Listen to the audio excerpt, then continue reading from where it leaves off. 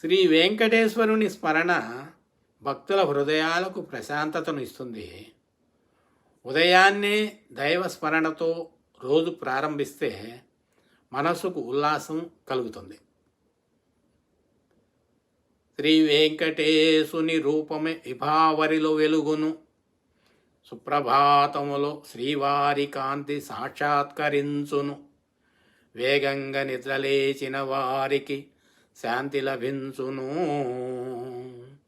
యామిని కమలి పద్మ వికాస సత్యబండ్లా. ఈ పద్యం చెబుతున్నది ఏమిటంటే, ఉదయాన్నే శ్రీ వెంకటేశ్వరుని స్మరణతో రోజు ప్రారంభిస్తే మనసుకు శాంతి, ఆనందం లభిస్తాయి.